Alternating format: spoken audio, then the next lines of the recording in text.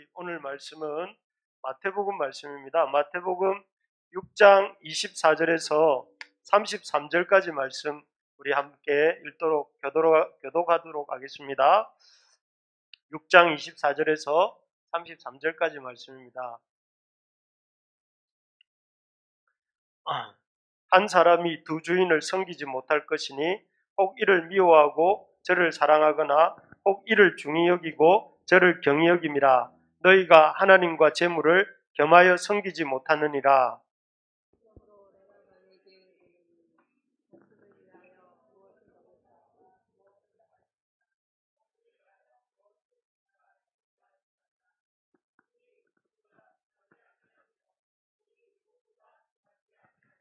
공중의 새를 보라. 심지도 않고 거두지도 않고 창고에 모아 들이지도 아니하되 너희 하늘 아버지께서 기르시나니 너희는 이것들보다 귀하지 아니하냐.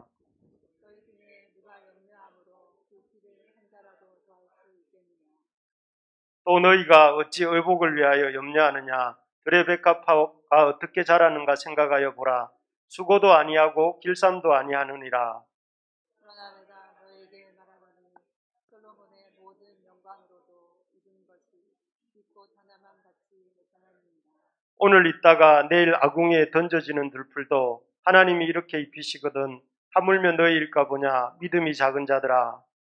그러므로 염려하여 이르기를 무엇을 먹을까 무엇을 마실까 무엇을 입을까 하지 말라. 이는 다 이방인들이 구하는 것이라. 너희 하늘 아버지께서 이 모든 것이 너희에게 있어야 할 줄을 아시느니라.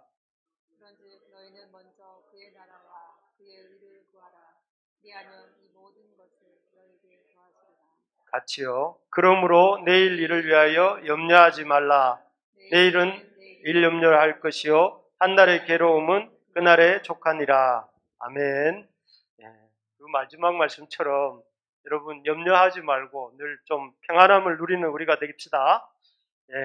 오늘 말씀은 지난주에 우리가 나누었던 8계명 말씀을 조금 다른 각도에서 우리가 어떻게 하면 남의 것을 이렇게 그 소유주의 그 의사와 상관없이 이동시키는 그런 사람이 아니라 하나님 주신 재물을 잘 다스리며 살아갈 수 있는지 이렇게 생각해 보려고 합니다.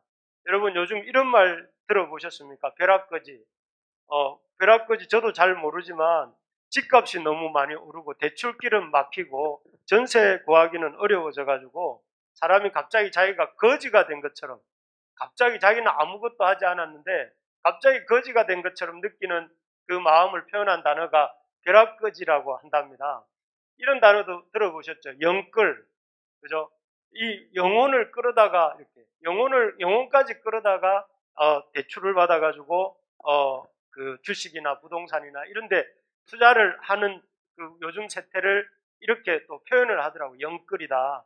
그래서 참 이런 단어들에서 약간 뭔가 아주 쇼킹한 느낌, 뭔가 이 그 걱정스럽고 염려되는 그런 분위기가 막 들지 않습니까? 가만히 있다가 거지가 되는 것 같고 또 뭔가 나도 있는 것 없는 것 다 끌어다가 뭔가를라도 해야 될 것 같은 그런 조급한 마음을 이런 단어들에서 단어들이 우리에게 주는 것 같습니다. 우리도 이 땅에 발을 딛고 살다 보니 이런 단어들을 들을 때 나는 지금 뭐 하고 있지? 나는 정말 제대로 살고 있나? 이런 마음이 드는 게 사실입니다. 그래서 참 우리 이런 세상 속에서 우리 믿는 그리스도인들은 어떻게 살아야 될지, 물질에 대해서 어떤 태도를 가져야 될지 하는 것들을 생각해 보려고 합니다. 사실 여러분 성경은 그 어떤 주제보다도 이 재물에 대한 주제를 많이 다루고 있다는 거 아시죠? 어떤 분이 연구를 해보니까 한 3,000번 이상 이 재물에 대한 교훈을 하고 계시다고 해요. 그래서 얼마나 이렇게 그 우리 삶과 밀접한 주제가 재물인가 하는 것들을 성경이 보여주는데요. 그래서 예수님도 오늘 본문에서 말씀하실 때에 이 재물이야말로, 물질이야말로, 이 돈이야말로 우리 하나님과 견줄만한 라이벌, 하나님과 재물을 겸하여 섬길 수 없다. 이 말은 재물도 하나님처럼 섬길 수 있다 이 말이죠. 그렇게 해서는 안 된다는 말씀이지만 재물도 하나님처럼 섬길 위험이 있다는 거죠. 그래서 하나님을 섬겨야 되는데 사람들이 재물을 겸해서 섬기려고 하는 것에 대한 경고의 말씀인데, 실제로 지난주에 어떤 청년이 근심하며 떠나갔잖아요. 예수님의 곁을, 예수님의 사랑받던 제자였는데 그 사람이 슬픈 기색을 하고 돌아간 이유가 뭐였죠? 예수님께서 그 재물을 팔아서 가난한 자들에게 나눠주고 나를 따르라 이렇게 말씀하시니까 그 사람이 재물이 많은 거로 근심하여 떠나갔다 이렇게 저렇게 소리 지르면서 떠나갔습니다. 우리 유리가 마지막에 이렇게 소리를 내주시네요. 어쨌든 우리 중요한 것이 그런 어떻게 보면 우리의 삶에 하나님과 같이 이 하나님보다 어쩔 때는 더 위에 올라갈 수 있는 게 재물이다 하는 것입니다. 그래서 어떤 분은 어떤 책을 읽어보니까 이러한 재물의 위험성에 대해서 경고를 한 게 있더라고요. 그래서 재물의 위험성이 뭔가 하면은 첫째는 돈이면 다 할 수 있어. 뭐 어렵게 말하면 황금 만능주의 뭐 이런 표현도 쓰는데요. 돈이면 다 할 수 있다. 그리고 생각하는 것이죠. 그래서 여기 에스겔서 2장 28장 2절에 보면 이 에스겔이 어떤 왕에 대해서 두로 왕이라고 하는 왕에게 경고하는 말인데, 이 두로 왕이 뭐라고 떠들고 있습니까? 내 마음이 교만하여 말하기를 나는 신이라. 여기 신은 신발이 아닌 건 아시겠죠? 이 신은 내가 하나님이다 이렇게 말을 하는 거예요. 여러분 아시는 것처럼 두로는 그 해상무역의 거점 도시로서 당시에 해상무역을 통해서 엄청난 부를 축적하고 있었다고 해요. 그러다 보니 이 사람은 너무 이렇게 돈이 많아지니까 어떤 생각을 하게 된 거예요. 내가 신이다. 내 돈으로 할 수 없는 것이 없다. 그러니까 이 사람이 자칭 자기를 가리켜서 내가 신이다라고 말할 정도의 상태까지 간 것이죠. 사실 우리 시대도 사람들이 광풍이라고 불릴 정도로 이것저것 돈을 이렇게 이 돈을 앞에서도 본 것처럼 벌기 위해서 관심을 갖고 있는 이유 중에 하나는 바로 돈이면 뭐든지 다 할 수 있다. 그래서 이 돈이라는 것 자체가 굉장히 우리에게 어떤 우상시 될 수 있는 것, 돈이라는 것이 우상이 될 수 있는 그런 어떤 힘이 있습니다. 그리고 또 하나 이 재물이 위험이 뭐냐면은 돈이 뭐라고 되어 있습니까? 행복의 평가 기준. 여러분은 어떻습니까? 여러분 돈이 있을 때는 행복한데 돈이 없을 때 마음이 어떻습니까? 평안합니까? 불안하죠, 그죠? 돈이 없으면 뭔가 내가 불행한 것 같고, 또 우리 부모님이 돈이 많으면 좋은 부모님 같고, 돈이 없으면 우리 부모님 좀 별로 안 좋은 부모님 같기도 하고, 또 내 배우자가 돈을 잘 벌어오면 좋은 남편인 것 같은데 돈을 못 벌어오면 좀 별로인 것 같고, 또 여러분 이 교회도, 심지어 교회도 어떤 교회가 좋은 교회입니까? 돈이 많은 교회가 좋은 교회인 것 같고, 그렇게 생각하는데 여기서 지금 제가 말씀드린 좋고 나쁘고의 기준이 뭐라는 거예요? 돈이라는 거예요. 돈. 그래서 사람들을 평가할 때도 어떻게 평가하느냐 하면은 저 사람은 좋은 사람이다. 돈이 많고 그 돈을 잘 쓰는 사람은 좋은 사람이고, 돈이 없는 사람은 그렇지 못하다 이렇게 생각하는 사람들이 있다는 거죠. 그래서 이 돈이 행복을 평가하는 기준이 되는 것이 이게 위험하다. 사실은 돈으로 평가할 수 없는 것들이 많은데 돈으로만 이렇게 보게 되는 것이죠. 그리고 세 번째 위험에 대해서 뭐라고 말을 하냐면 우리를 인색하게 만든다. 이게 참 저는 위험한 거라고 생각이 듭니다. 여러분 하나님은 우리를 향한 하나님의 마음이 뭐냐면은 우리 한번 읽어봅시다. 예레미야서 29장 11절. 글자가 좀 작은데 한번 보이시는 분만 한번 읽어볼까요? 시작. 여호와의 말씀이니라.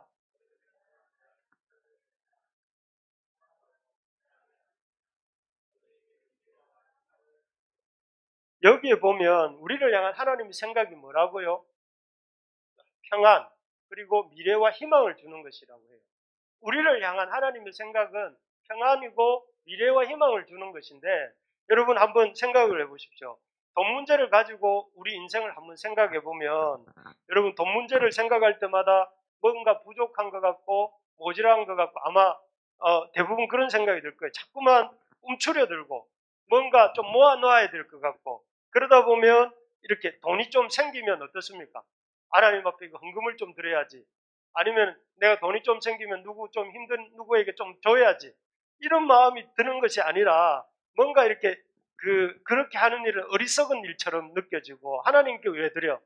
왜 저 사람에게 내가 줘 하면서 모아두고 그러면서 자꾸 뭔가 이렇게 움츠려 들어가서 나중에는 하나님도 멀리하고 사람도 멀리하고 나중에는 인색해져서 외로운 가운데 홀로 이렇게 처하게 되는 것이 이 돈의 위험인 것이죠. 왜냐하면 이 돈은 우리가 돈이 있을 때는 좀 이렇게 행복한 것처럼 느끼다가 돈이 좀 없으면 내 인생이 굉장히 불안할 것 같으니까 자꾸만 인색해지게 만드는 그런 힘이 있다는 것이죠.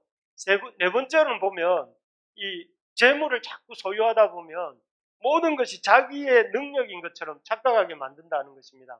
여기에 보면 우리 신명기 8장 18절에 보면 이스라엘 백성들에게 주신 말씀이 우리 뭐라고 하십니까? 내 하나님 여호와를 기억하라. 그가 내게 재물 얻을 능력을 주셨음이라. 이렇게 말씀하세요.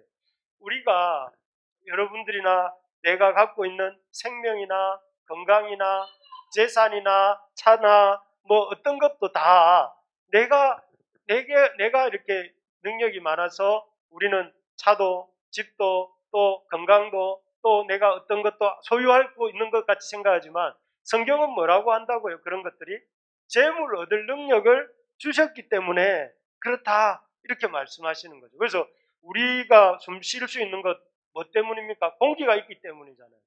그 공기는 누가 주셨습니까? 하나님이 주셨죠. 그죠? 우리가 일할 수 있는 건강이 있잖아요. 그 건강은 누가 주셨어요? 건강도 하나님 주신 거잖아요. 우리가 약간 남들보다 영리한 머리가 있습니까? 그럼 그 머리는 누가 주셨어요? 만약에 하나님이 실핏줄 하나, 머릿속에 있는 실핏줄 하나 막히게 만드시면 계속 그 영리함을 유지할 수 있을까요? 할 수 없어요. 그 모든 것들도 누가 주신 거예요? 하나님 주신 거잖아요. 하나님. 근데 그런 것들을 여기 성경이 뭐라고 했냐면 재물 얻을 능력을 하나님이 주셨습니다. 그런데 그 재물 얻을 능력이 마치 나에게 있는 것처럼 내가 똑똑해서 내가 재능이 많아서 내가 지혜로워서 재물을 얻은 것처럼 생각하게 만든다는 거예요. 소유하면 소유할수록 자기가 소유할 만한 능력이 있는 사람처럼 착각하게 만들고 그렇게 또 이렇게 살아요. 그래서 사실 재물의 위험성에 대해서 사람들은 잘 얘기를 안 해요. 재물을 가져야 된다. 부를 소유해야 된다. 뭐 이런 얘기는 하지만 부를 소유할 때 그 부의 소유로 말미암아 우리가 처하게 되는 위험성은 얘기하지 않는다는 것이죠. 그래서 마지막으로 보면 더 많은 물질을 욕망하게 만듭니다. 대표적인 사람이 누구죠? 솔로몬 아닙니까? 솔로몬은 엄청난 소유를 가졌어요.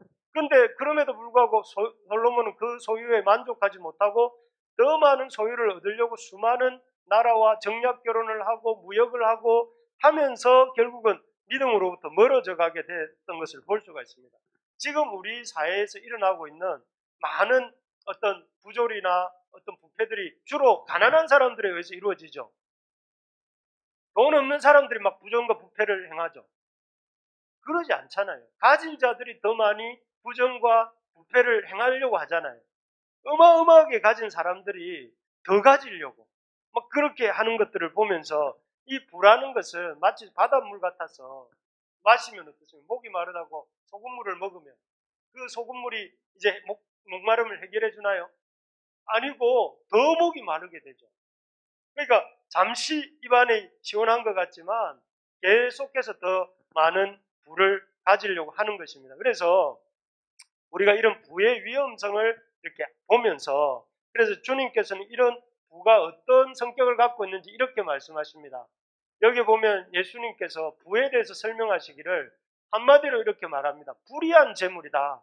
재물에는 불의한 특성이 있다는 거예요. 방금 말씀드린 것 같은 불의한 재물. 그래서 이 재물이라는 것은 우리에게 그 앞에서 말했던 이 물질만 있으면 다 할 수 있다는 생각도 심어 넣어주기도 하고 또 돈이 없고 물질이 없는 인생은 불행한 인생이다 이런 생각도 하게 만들고 그래서 남에게 나누는 것은 바보짓이다 인색하게 살아야 된다 이렇게 만들기도 하고 돈을 인생의 주인인 것처럼 생각하면서 돈 하면서 살도록 만드는 게 이 재물의 특성이라는 거예요. 불의한 재물.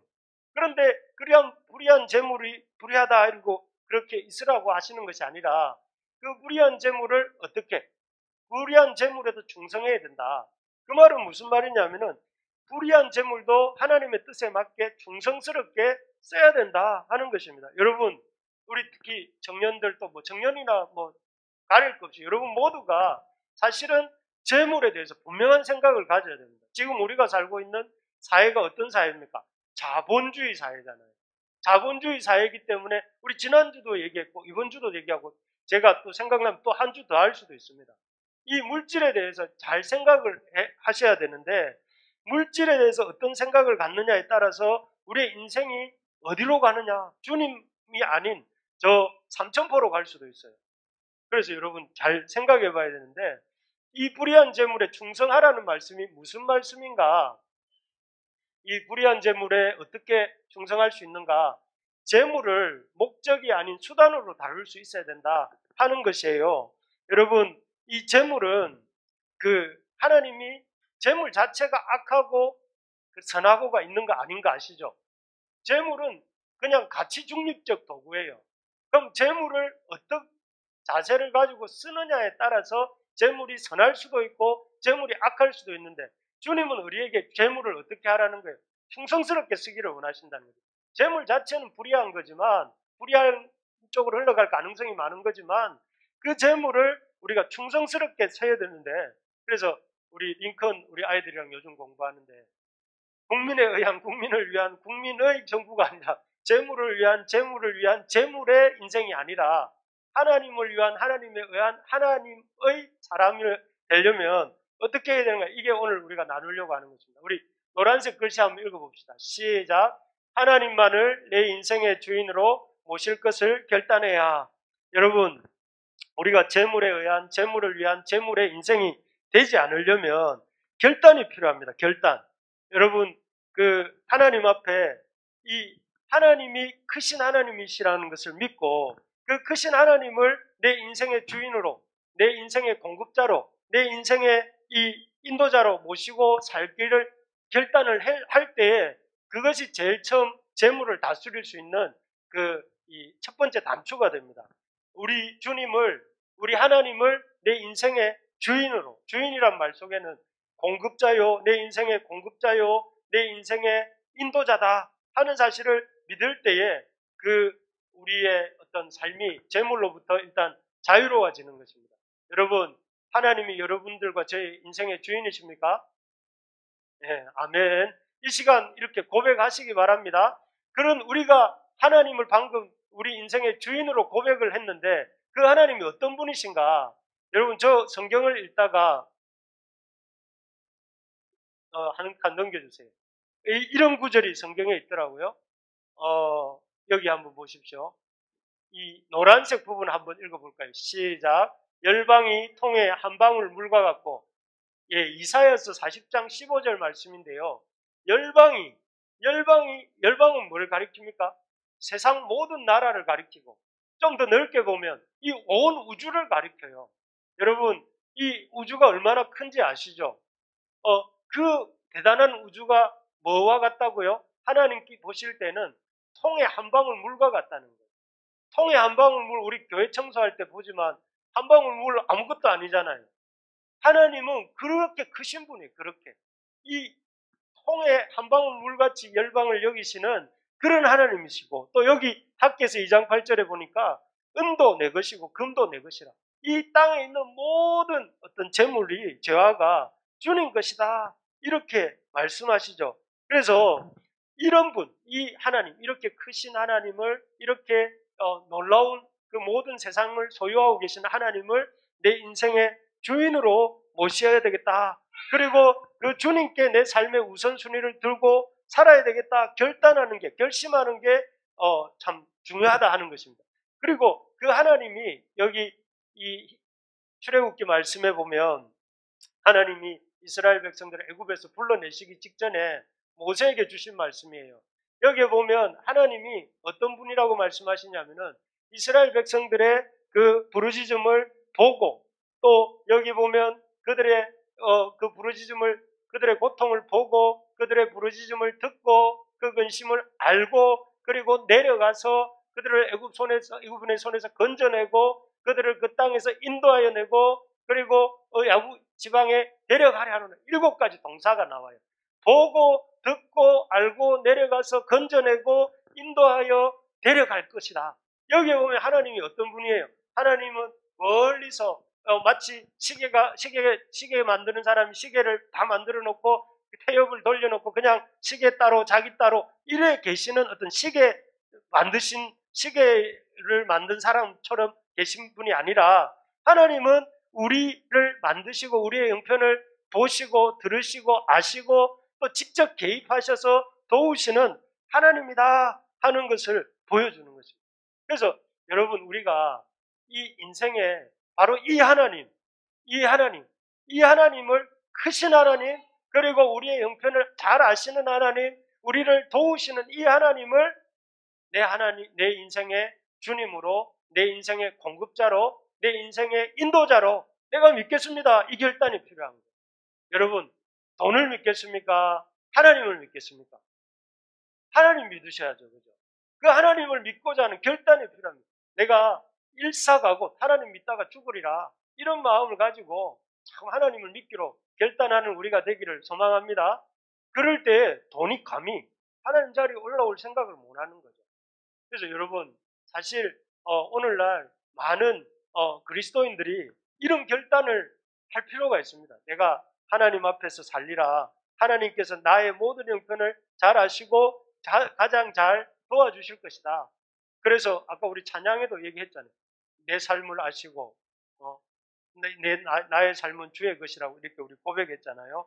그래서 이런 결단을 우리가 할 때에 물질에 대한 첫 단추를 끼우는 것이죠. 두 번째로 보면 믿음을 훈련하는 삶을 살아야 됩니다. 그런데 돈은 현실이잖아요. 우리가 예배 잘 드리고 오늘 내가 하나님을 내 인생의 주인으로 모셔야 되겠습니다 하고 이렇게 교회 문 밖으로 나가는 순간 걱정이 되잖아요. 오늘은 저녁은 뭘 먹을까? 오늘 수중에 돈이 얼마밖에 없는데 또 아니면은 내일 무슨 일을 해야 되는데 돈이 어디서 나올까?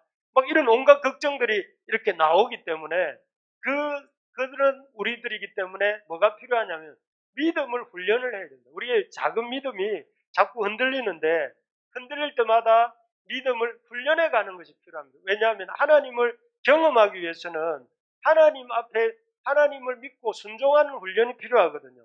그래서 성경에 보면 이렇게 말씀합니다. 우리 로마서 10장 17절 같이 한번 읽어봅시다. 시작.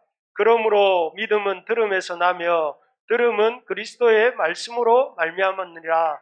믿음이 어디서 난다고요? 이거 잘 기억해 두셔야 됩니다. 믿음이 여기서 납니다. 들음에서. 여러분 오늘 이 시간 말씀을 들을 때에 여러분 뭐 속에서 감동함이 있거나 깨달음이 있거나 와닿는 말씀이 있잖아요. 그러면 그 말씀 누가 주신 거예요? 하나님 주시는 거예요. 하나님. 그럴 때 그것을 아멘하고 받아들일 때 거기에서 하나님의 역사가 일어나는 거죠. 예를 들어서 이런 사람들이 있었습니다. 여기 누가복음 17장에 보면 그 10명의 문둥병자들 얘기가 나와요. 근데 예수님이 이들을 보고 이렇게 말씀하셨어요. 너희들이 가서 제사장들에게 너희 몸을 보이라 이렇게 말씀하셨어요. 원래 문둥병자들은 어디 살았습니까? 성 밖에 살았죠. 그런데 만약에 성 안에 들어가면 어떻게 돼요? 돌에 맞을 수도 있고 사람들한테 쫓겨날 수 있잖아요. 그죠? 왜요? 전염시킬 수 있기 때문에. 그런데 예수님 뭐라고 했어요? 너희 몸을 보이라 제사장들에게. 그러면 이 말씀을 하실 때 그 문둥병자들은 나은 상태였습니까? 여전히 문둥병에 걸려있는 상태였습니까? 여전히 문둥병에 걸려있는 상태라는 걸 알 수 있죠. 왜냐하면 뒤에 보니까 가다가 깨끗함을 받았다고 했으니까. 이들이 그냥 주님이 고쳐주셨으니까 예, 제가 가서 제사장들에게 보이겠습니다 하고 가는 게 아니고 주님이 가라고 하시니까 문둥병이 있는 상태로 가다가 보니까 나은 거예요. 여기에서 뭐가 있느냐 하면은 이 말씀을 듣고 순종할 때에 역사가 일어난 것이죠. 하나님 말씀이 들렸어요. 그 말씀을 듣고 믿음으로 순종하여서 가다가 보니까 그 일이 일어난 거죠. 그러니까 말씀이 있고 그것을 듣는 순간이 있고 그 들은 것을 순종할 때에 역사가 일어나는 거죠. 그러니까 이 순서를 여러분 잘 기억하셔야 됩니다. 여기 누가복음 5장 여러분 잘 아시는 내용입니다. 깊은 데로 가서 그물을 내려 고기를 잡으라 할 때에 베드로는 뭐한 상태였습니까? 이제 그물 다 씻고 이제 집에 가려고 밤새 고기를 잡았지만 한 마리도 못 잡았기 때문에 집에 가려고 하고 있던 때였어요. 그런데 뜬금없이 목수가 나타나가지고 그 갈릴리 바다에 물고기 잡는 일에 누구보다 능통한 사람이 누구예요? 어부들이잖아요. 근데 어부 보고 뭐라고 하는 것이 깊은 데로 가라고 할 때 베드로가 이런 생각이 들겠죠. 그냥 제가 밤새 깊은데 얕은데 넓은데 좁은데 다 던져봤는데 고기가 없습니다. 무슨 소리 하십니까? 하면서 그냥 갔으면 어떻게 될까요? 아무것도 안 일어났겠죠. 근데 깊은 데로 가서 그물을 내려 고기를 잡으라는 말씀을 듣고 순종해서 여전히 물고기는 안 잡힌 상태지만 배를 끌고 그물을 들고 다시 가가지고 그물을 던지니까 배가 그물이 찢어지도록 배가 가득 차는 물고기를 잡잖아요.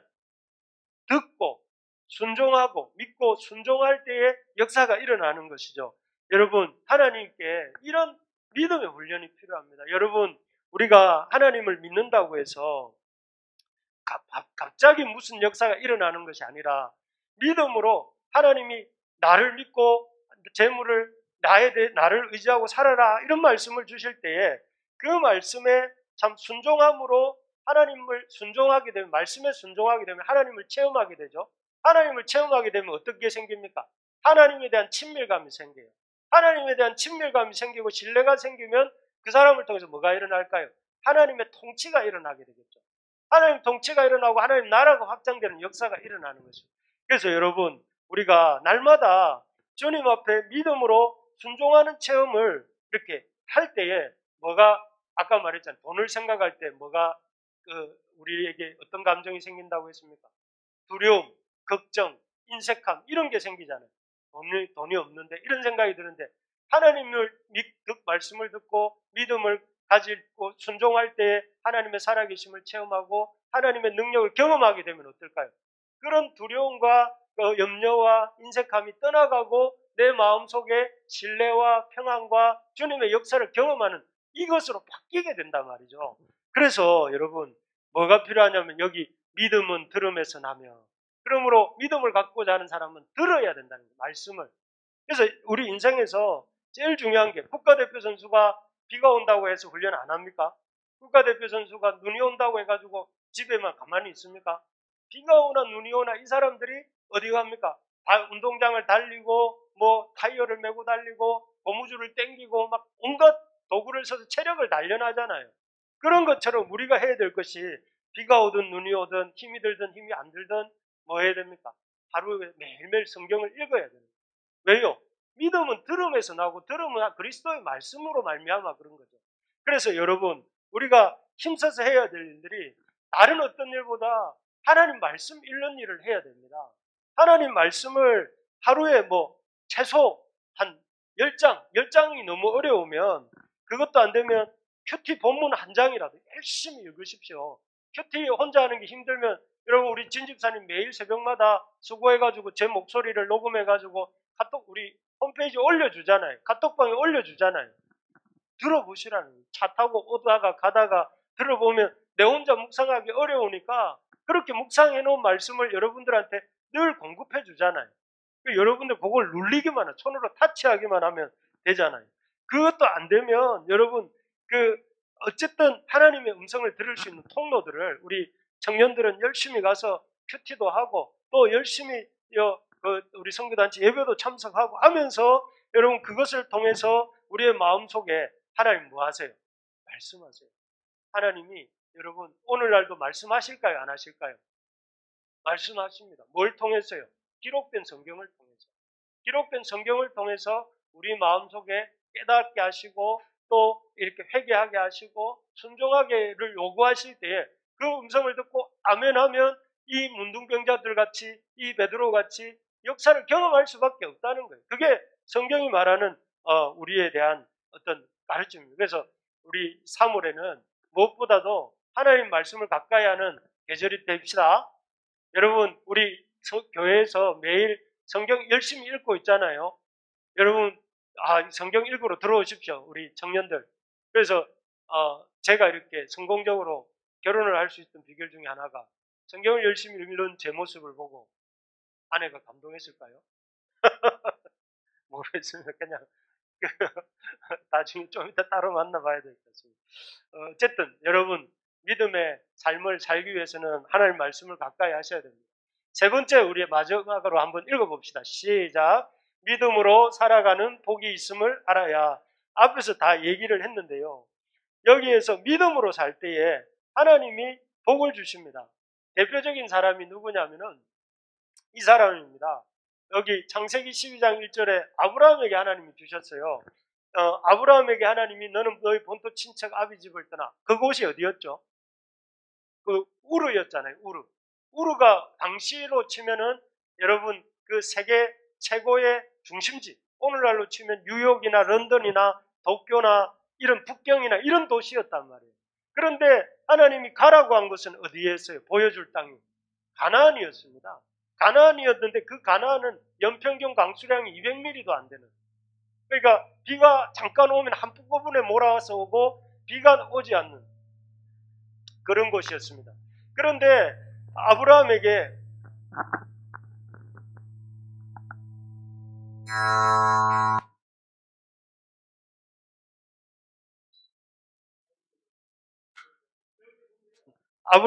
하나님이 이렇게 소돔과 여기 보시면 가나안 땅으로 가도록 이렇게 하셨어요. 가나안 땅으로 가라고 했는데 인간적인 눈으로 볼 때에 참 어떻게 보면 돈이 안 되는 쪽으로 가는 거 아닙니까? 번화가에 있고 사람 많은 데 있어야 뭐가 돼도 될 것 같은데 힘든 곳, 어려운 곳으로 가라고 하셔요.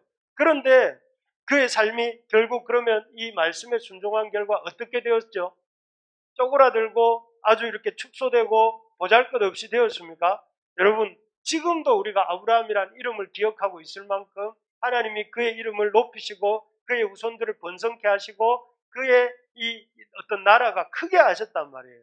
하나님은 그 하나님 말씀에 순종할 때에 하나님 말씀을 따라서 하나님 앞에 어떤 그 눈에 보이는 화려함이 아니라 믿음으로 순종할 때에 그를 키우시고 넓히시고 자라게 하신다는 거예요. 여기 나오는 엘리야도 마찬가지입니다.